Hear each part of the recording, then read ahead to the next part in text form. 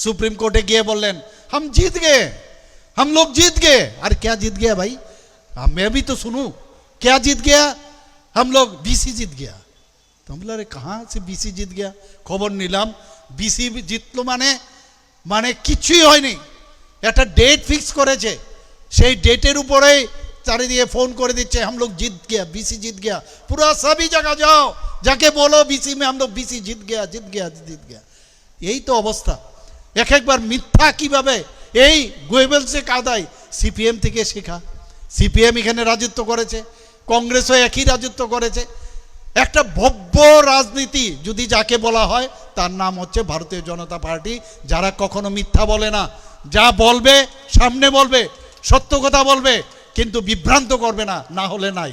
আপনারা সবাই দেখেছেন পরবর্তী সময়ে একটা ডেট দিয়েছে, সেই ডেটে কি বলেছে?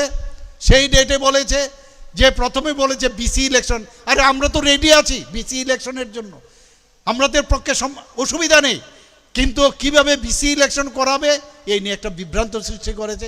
শেষ পর্যন্ত কি আসলো যে একসাথে আমরা বললাম, সুপ্রিম কোর্ট থেকে বলছেন যে কি বলছেন যে বিসি এবং এডিসি একসাথে করা যাবে কি না।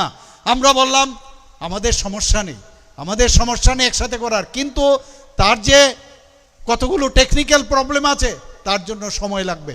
কিন্তু আমরা চাই এডিসি আগে হোক, কিন্তু বিসি পরে হোক, এবং আলটিমেটলি আলাদাভাবেই কিন্তু সুপ্রিম কোর্ট থেকে সেই এবং কবে হবে তার জন্য একটা আমাদের একটা এফিডেভিট দিতে হবে। আমরা রাজি আছি, কিন্তু এটাকে নিয়ে বিভ্রান্ত করে নানাভাবে একটা দেখাচ্ছে যে এমন সব করেছে সুপ্রিম কোর্টের যিনি চিফ জাস্টিস আছেন, এরকম দেখাচ্ছেন যে খুব করে সরকারকে বকেছেন।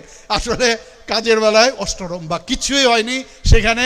একদম আমাদের সরকার সত্যিকারের অর্থেই যে কাজ করছে এবং জনজাতিদের উন্নয়নের জন্য কাজ করছে, সেটা কিন্তু আজকে প্রতিষ্ঠিত হয়েছে। একের